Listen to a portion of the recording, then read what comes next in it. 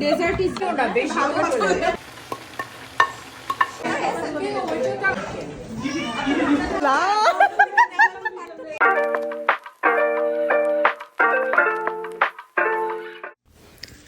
আসসালামু আলাইকুম এভরিওয়ান, আশা করছি সবাই ভালো আছেন এবং সবার প্রথম সেহেরি এবং রোজা সম্পূর্ণ হয়েছে আলহামদুলিল্লাহ। আমরা আজকে রাতে সেহেরি খাবো।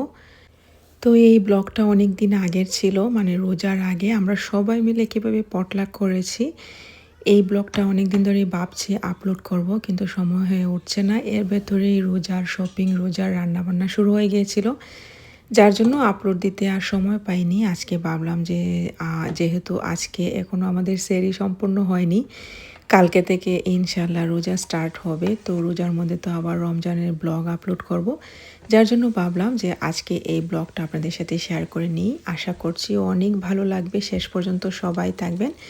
এবং প্রথমেই বলে নিচ্ছি, যারা সাবস্ক্রাইব করেননি প্লিজ আমার চ্যানেলটা সাবস্ক্রাইব করে আমার সাথেই থাকবেন এরকম সুন্দর সুন্দর ব্লগ পেতে। তো পটলাক বলতে তো সবাই জানেন, সবাই ওয়ান ডিশ পার্টি একটা একটা করে বানিয়ে নিয়ে আসবে। তো আমার পড়েছিল চিলি চিকেনটা। তো আমি এখানে প্রায় মনে হয় 2 কেজির উপরে বা 3 কেজির মতো চিকেন ছিল, মেবি আমার মনে নেই। তো যাই হোক, আমি খুব ইজিভাবে আজকে কীভাবে চিলি চিকেনটা বানানো যায় সেই প্রসেসটা আপনাদের সাথে শেয়ার করছি।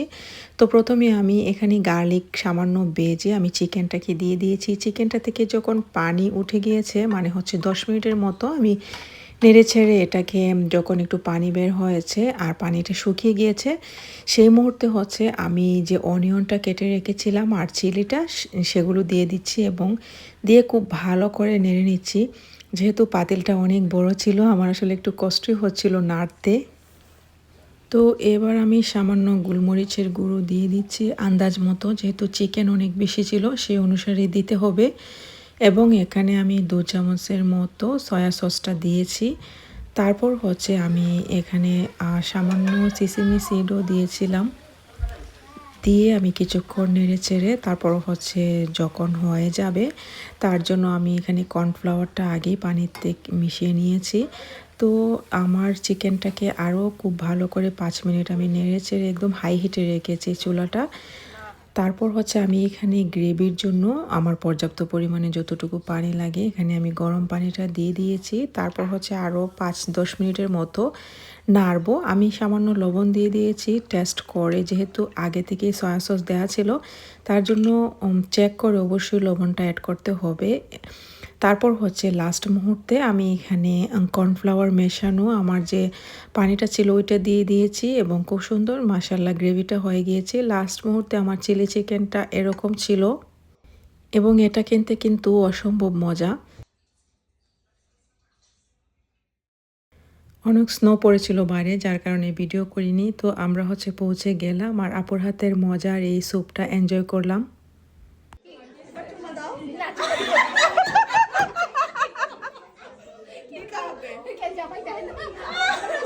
হায় আল্লাহ,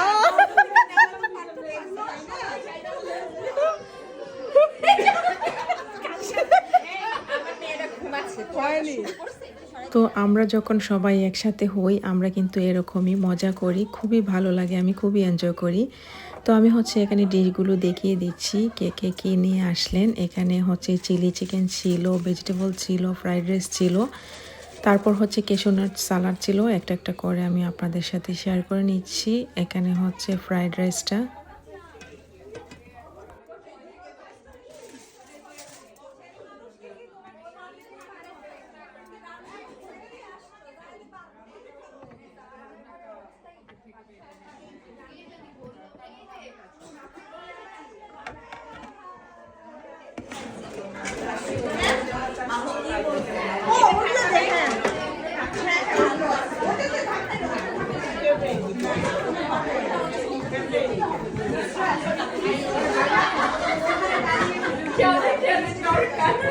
ওটা নাকি বড় বাচ্চাদের খেলার জায়গা, ভালো আছে না?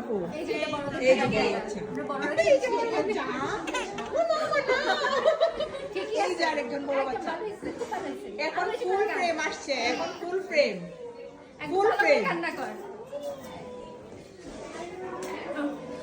এখন ফুল ফ্রেম আপু, এখন ফুল ফ্রেম। আমি আসার পরে ওনারা সবাইকে একসাথে দেখেছিলাম, তো এখান থেকে একজন আপু চলে যাচ্ছেন। উনি হচ্ছেন প্রথমেই ছিলেন থাইল্যান্ডে, তো থাইল্যান্ড থেকে কানাডা এসেছিলেন, পিয়ারও হয়ে গিয়েছে।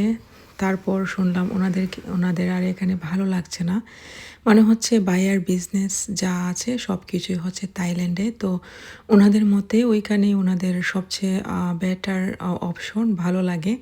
যাই হোক, তো ওনারা চলে যাবেন। তো ওনাদের ফেয়ারওয়েল উপলক্ষে আমরা সবাই ছোট করে ওনাকে একটা সারপ্রাইজ দিয়েছিলাম কেক কেটে। তো সেই মুহূর্তটাই আপনাদের সাথে শেয়ার করছি।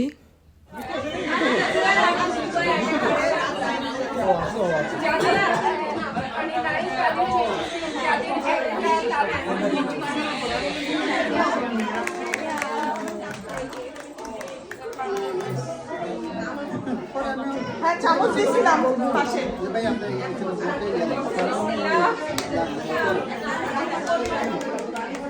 বিকেও কিনতেছে না, আমার ফোনটা দিত। এই আমার ফোনটা দিত। এই স্নেহা, তোমরা কেকটা কাটতেছো কি? একটু ইম্পর্টেন্স দাও প্লিজ।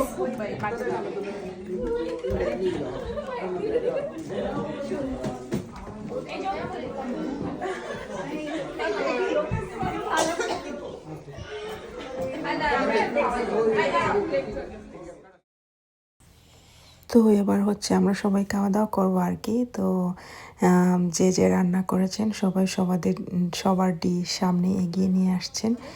এখানে আপু রান্না করেছেন হচ্ছে ফ্রাইড রাইস। আপুর হাতে ফ্রাইড রাইস অনেক মজা, মাশাল্লাহ। এটা অনেক ইয়াম্মি।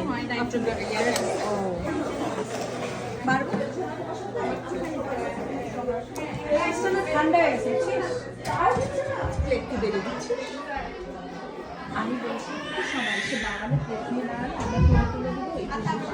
এতগুলো জায়গা না, আমি থাকতে পারি। আমি না চাই না কেন বলবি কি আমার বাসা সুন্দর হয়েছে সবগুলো। কেউ এগুলো বলবে না, কেউ কিছু বলবে না, কাইন্ডলি এদিকে আয়, তাহলে সুবিধা হবে। এই দেখ। আচ্ছা এই শান্তি। একজন আপু আমাদের সবাইকে ব্লাশ গিফট করেছেন আর কি। তো একজন আপু আর একজন আপুর গালে হচ্ছে ট্রাই করে দেখছিলেন, এটা নিয়ে আমরা হাসাহাসি করছিলাম। তো এবার হচ্ছে ডেজার্টের পালা, ডেজার্ট কাটা হচ্ছে। এখন আমরা ডেজার্ট খাবো। ডেজার্ট ইজ রেডি, প্লেট কে নিবে প্লিজ? ছেলেদেরকে দাও না কেউ। হ্যাঁ ভাইয়াদেরকে তো দাও দাও। দুইজন যে দিয়ে আসতে হবে। না না আপু ডাইকেন না, ডাইকেন না।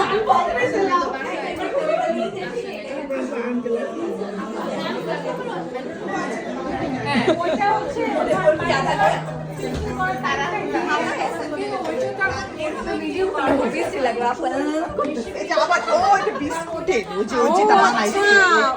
এখানে কি করছে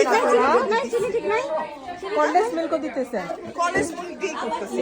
ঠিক নাই চিনি হয় না? হ্যাঁ হয় না চিনি? না হয় না।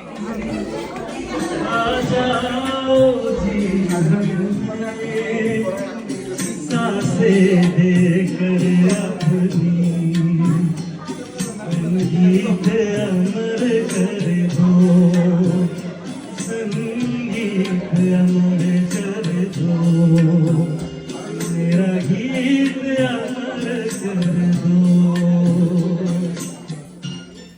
আপনি যত দামি দামি খাবারই খান না কেন, সবার মূলে হচ্ছে চাটা। আসলে চাটা না খেলে সব কিছু যেন অসম্পূর্ণ থেকে যায়।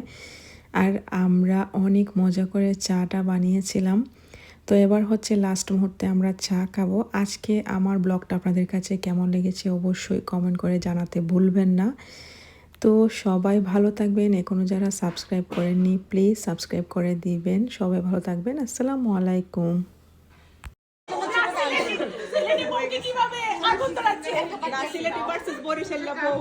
এগুলাতে বরিশাল বউ আসো ওরে গিফট দিয়ে শুরু